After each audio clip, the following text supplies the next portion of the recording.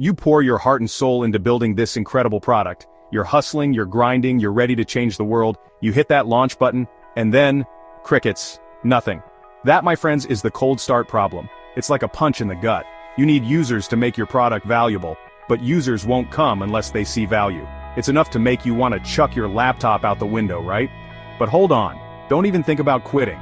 Some of the biggest names out there, Tinder, Zoom, Airbnb, they've all been in your shoes. They stared down the cold start problem and came out on top. And you know what? So are you. We're gonna break down their winning strategies step by step. By the end of this video, you'll have the playbook to tackle your own cold start and come out swinging. Let's do this. Let's talk Tinder. You know, the app that basically redefined dating in the digital age. Here's the thing. Tinder knew, right from the jump, that their app lived or died by one thing: having enough people on it. Think about it. What's the point of a dating app if there's no one to swipe on? It's like going to a party and finding out you're the only one there. Awkward. So how'd they crack the code? Exclusivity. They went straight to the source college campuses. But they didn't just launch on every campus at once. No way. They handpicked a few, created this aura of exclusivity, and threw epic parties. And the only way to get in on the action? You guessed it. Download the app. Boom. Suddenly, everyone's on Tinder, they're seeing their classmates, and the network effect kicks in. It's like a snowball rolling downhill. More users equal more value, which equals even more users. Genius, right? The lesson here is pure gold, especially if you're building something social. Start small, build a tight-knit community, and watch the FOMO, fear of missing out, do the heavy lifting for you. Now, let's switch gears to Zoom. They were up against some heavy hitters, Skype, WebEx, the big boys of video conferencing. So how did they muscle their way into an already crowded market? They made it ridiculously, stupidly easy to use. I'm talking dead simple. Before Zoom came along, video calls were a pain in the you-know-what. Downloads, laggy connections, clunky interfaces. It was a nightmare.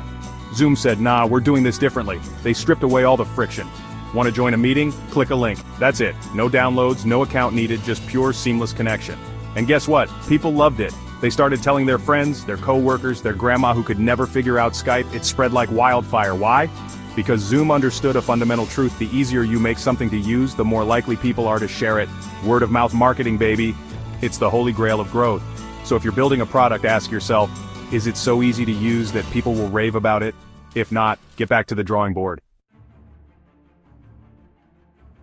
Chapter 3. Airbnb, no place like someone else's home. Let's talk about Airbnb. They were tackling a classic chicken and egg problem. Do you focus on getting travelers first, or do you need places for them to stay?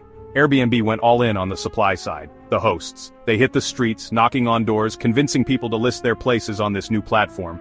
They even got scrappy, leveraging Craigslist to find potential hosts. They hustled, they grinded, they built up a solid inventory of unique places to stay. And once they had that critical mass, the travelers came knocking. Why? Because Airbnb offered something different, something you couldn't find at a traditional hotel. They solved a real problem for travelers, and that's what tipped the scales. The takeaway here is huge for anyone building a marketplace. Nail the supply side first. Make sure you have something compelling to offer before you go after the demand. Get that right and the rest will follow.